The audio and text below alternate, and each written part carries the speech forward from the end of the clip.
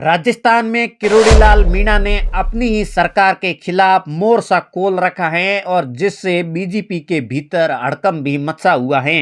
Party ने किरोड़ीलाल मीणा को अनुशासनहीनता के चलते नोटिस भी जारी किया है।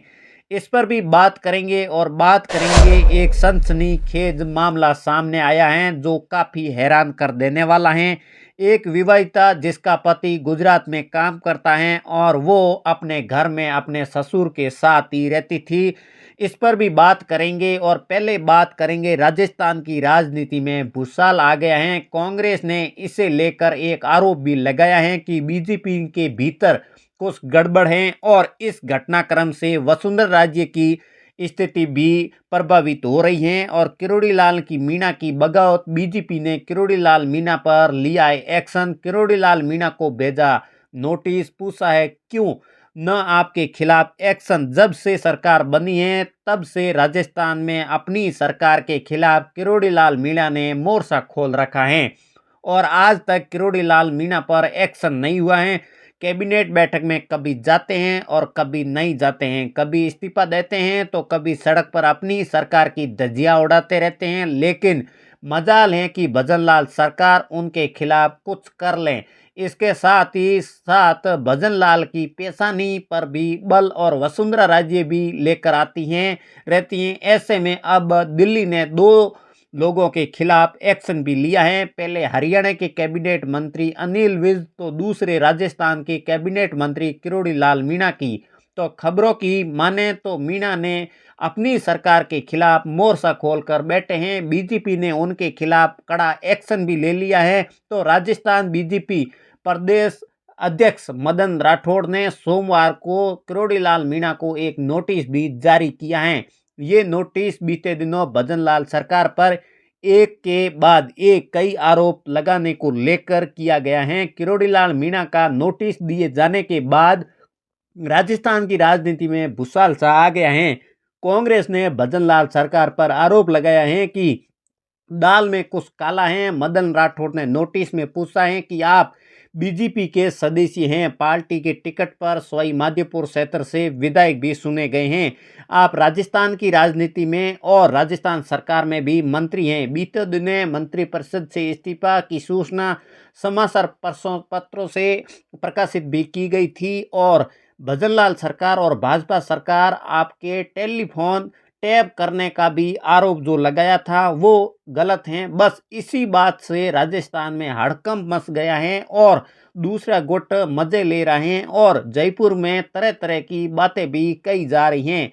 जानकारी देते चलें तो राजस्थान की राजनीति और राजस्थान के प्रदेश के नोटिस में और भी ये कहा जाता है कि अपने सार्वजनिक तौर पर अपने बयान से पार्टी पर सरकार की प्रतिष्ठा को धूमिल करने का भी काम किया है। ऐसे में आपके बयान को बीजेपी के राष्ट्रीय अध्यक्ष ने पार्टी के संविधान के हिसाब से अनुशासनहीनता माना जाता है और बीजेपी के राष्ट्रीय अध्यक्ष ने निर्देश के मुताबिक आपको कारण बताओ नोटिस भेजा जा रहा है। किरोड़ीलाल मीणा ने को लेकर 3 दिन के अंदर जवाब देने का कहा जाता है और वहीं किरोड़ीलाल मीणा ने कहा है कि उनके ऐसे कोई नोटिस के बारे में अब तक जानकारी नहीं है। लेकिन इसके साथ ही साथ बीजेपी इस कार्रवाई से राजस्थान बीजेपी में भूसाल आया हुआ है।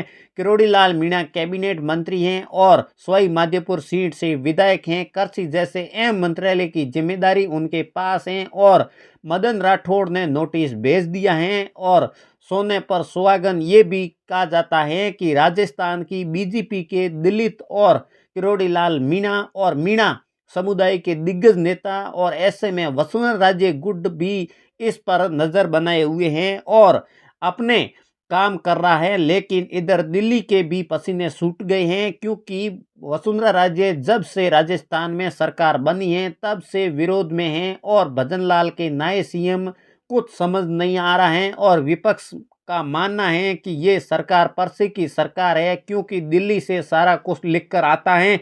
इससे समझाया जा सकता है कि कैसे कांग्रेस ने भजनलाल सरकार का जीना मुश्किल कर दिया है और अब नोटिस दे दिया है और अब नोटिस की जो पॉलिटिक्स हैं जो कि चल रही हैं, देखना होगा कि आगे इसमें क्या होता है। और बीजेपी राजस्थान में बगावत तेज होती हैं या फिर ख़त्म हो जाती है, देखना बेहद दिलचस्प होगा। और अब बालोतरा की घटना को लेकर एक सनसनीखेज मामला भी सामने आया है जो काफ़ी हैरान कर देने वाला है। एक विवाहिता जिसका पति गुजरात में काम करता है और वो अपने घर में अपने ही ससुर के साथ ही रहती हैं, क्योंकि ससुर चल फिर नहीं सकता है और उसका ख्याल रखती है और वहीं पर रहती हैं। और वहीं एक विवेक उसे लगातार परेशान करता है और पिछले कई महीनों से उनके पीछे पड़ा हुआ है और उससे संबंध बनाने के लिए, लेकिन महिला ये मना करती हैं और तैयार नहीं होती हैं, अपने पति को धोखा देने के लिए कतई तैयार नहीं होती हैं। लेकिन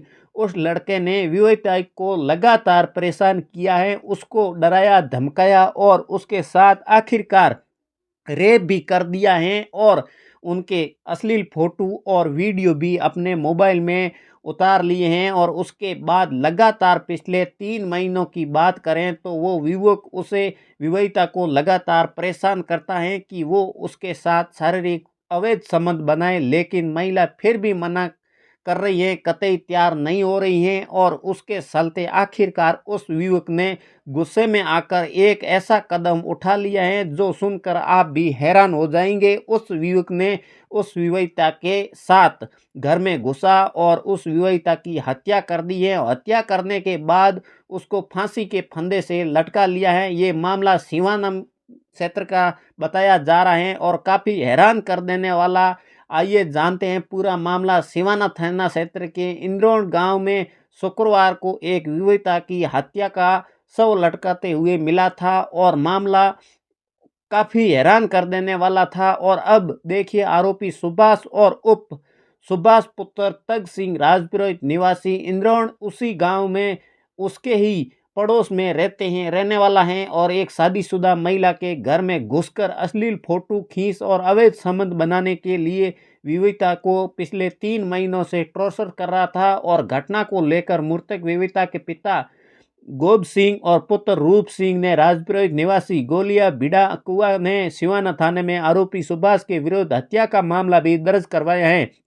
फिरियादी ने रिपोर्ट में बताया है कि उनकी पुत्री विमला की शादी इंद्रोण निवासी रमेश कुमार के साथ की गई है और उसकी पुत्री के ससुर बीमार रहते हैं और इसी के चलते फिरने में दिक्कत थी और इसी के चलते देख रेख करने के लिए उनकी पुत्री और उनके साथ गांव में ही अकेले ही रहती हैं। और विमला के पति रमेश गुजरात में मजदूरी का काम करते हैं और उनको भी आरोपी सुभाष द्वारा धमकियां दी जाती हैं और लगातार परेशान भी किया जा रहा है और मेरे पत्नी की हत्या कर दूंगा। और रिपोर्ट में जिस आधार पर बताया गया है कि उस विवेक सुभाष ने उस महिला के घर पर जाकर जो विवाहिता थी उसके घर में एक दिन पहले गया था और वो वहां पर घर के आगे आकर धमकियां दी और तुम्हें मार दिया जाएगा। और विवेक ने उस विवाहिता के घर पर घुसा और उसको फांसी के फंदे से लटका दिया और जिससे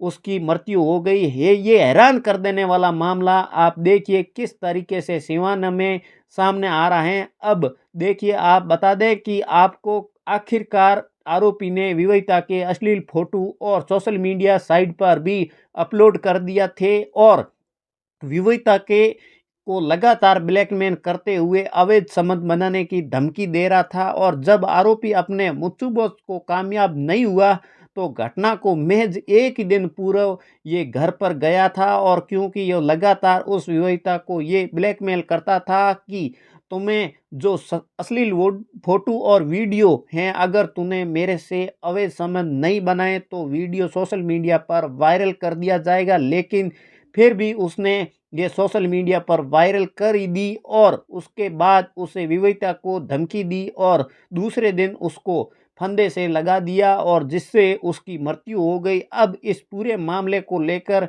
पुलिस पूरे मामले की जांच पड़ताल करने में लगी हुई है। आखिरकार ये उस विवाहिता को किस कारणों से परेशान करता था। और वीडियो को आप फेसबुक पर देख रहे हो तो फॉलो कर दे और यूट्यूब पर देख रहे हो सब्सक्राइब कर लें और अगले वीडियो मिलते हैं। राम राम नमस्कार।